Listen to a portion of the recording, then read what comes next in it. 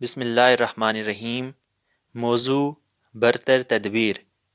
حضرت ابراہیم بن علیہ کو خلیفہ ہشام بن عبد الملک اموی نے بلایا اور ان کو مصر کے محکمہ اخراج کے افسر کا عہدہ پیش کیا۔ حضرت ابراہیم بن علیہ نے عہدہ قبول کرنے سے انکار کر دیا اور کہا کہ میں اس کا اہل نہیں ہوں۔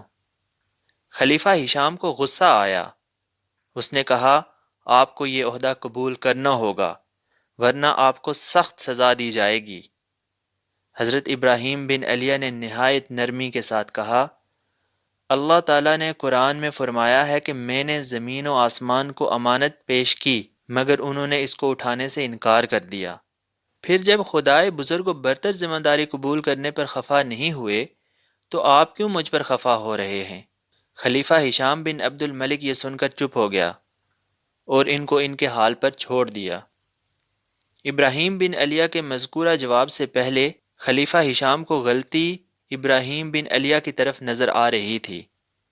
اس جواب کے بعد خلیفہ کو محسوس ہوا کہ غلطی خود اس کی اپنی طرف ہے۔ اس احساس نے اس کی سوچ کو بدل دیا اور اس نے اپنے متشددانہ حکم کو واپس لے لیا۔ یہ ایک عظیم الشان فطری ہتھیار ہے جو اللہ تعالیٰ نے ہر آدمی کے لیے اور ہر آدمی کے خلاف مہیا کیا ہے، خواہ اس کا حریف بادشاہ وقت ہی کیوں نہ ہو۔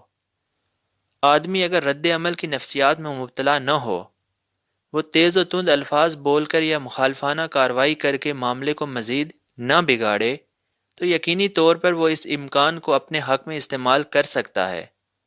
آدمی کو چاہیے کہ جب بھی اپنے خلاف کوئی صورتحال پیش آئے وہ ٹھنڈے ذہن سے سوچ کر کارروائی کرے۔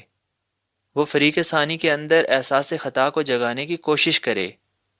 اگر فریق ثانی کے اندر احساس خطا بیدار ہو گیا تو گویا وہ خود ہی اپنے ہتھیاروں سے زخمی ہو گیا۔ فریق ثانی کے اندر چھپی ہوئی فطرت کو جگانا اس کے اوپر سب سے بڑا حملہ ہے۔ کوئی بھی شخص نہیں جو اس حملے کی تاب لا سکے۔ تاہم یہ حملہ وہ لوگ کر سکتے ہیں جو اپنے آپ کو رد عمل کی نفسیات سے مکمل طور پر خالی کر لیں۔ جو لوگ اشتعال کی بات پر مشتعل ہو جائیں وہ کبھی اس اعلیٰ تدبیر کو استعمال نہیں کر سکتے۔